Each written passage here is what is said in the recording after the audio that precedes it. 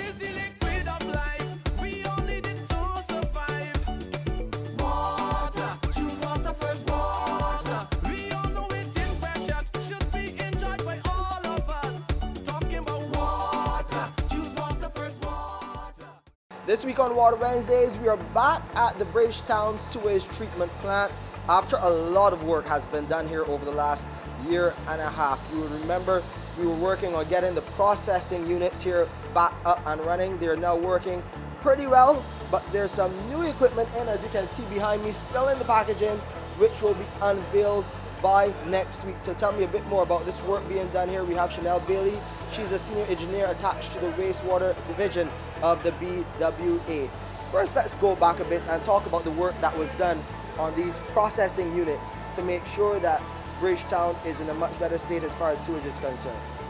Both processing units have been cleaned and rehabilitated, and both are in working order right now. So we use both process units to process sewage, raw influent quality, to an effluent quality that then goes out to sea.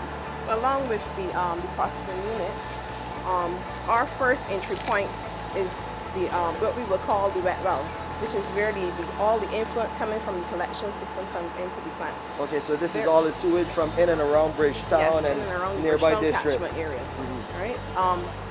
As this sewage comes in, first thing we have to do is it goes through a pre-treatment process, which is basically screening of the sewage. Screening is to remove the debris and rags and organic materials and other materials like wood. Sometimes we get wood and all such like that comes into the system. So it's a manual process at present, and we have to go through that process in order to remove it, because this kind of material could damage the equipment, which is pumps, because that's the first set of equipment that the influent would touch. Okay. What about this new equipment right behind you? This new equipment now, these are some aeration blowers.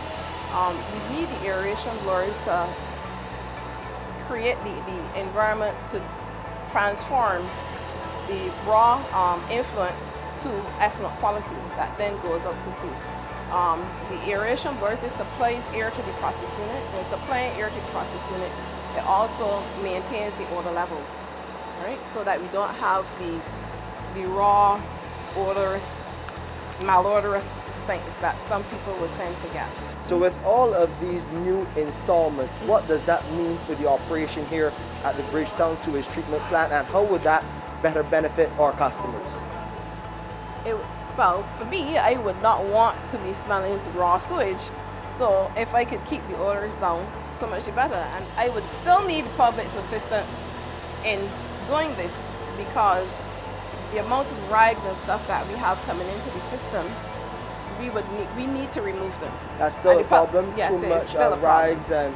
And needles? And yes, needles, you get condoms, you get bed linen, you can get pieces of wood, you can get stoppers, bottles, we get all kinds of debris coming in. Along with that, we get a lot of grease, right?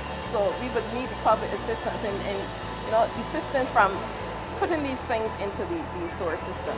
Because you might think that it's easy to just say, man, let me just flush that down the toilet. But no, it does not help the system, because then when you end up with blockages, right? You can end up with blockages, then when you got to clear the blockages, you might end up with the water coming back at you, meaning that you might see that your toilet is overflowing. And so what's happening here? But when you flush things like condoms, even these hand sanitizers, the wipes, those don't flush easily, and they would tend to choke up. They don't break up like the toilet tissue, right? So they would choke up your system. So we need the public assistance in, stop the indiscriminate dumping. Okay, well, we'll be telling you a lot more about what you need not to do and not to put into our system, and a bit more on the upgrades here too at the Bridgetown Sewage Treatment Plant. You'll hear all about that on our next episode of Water Wednesdays as well. To view this or a previous episode again, please visit our website, www.barbadoswaterauthority.com. You can go to our Facebook page for additional information and updates, or just type Water Wednesdays in YouTube. You can find us there. It is the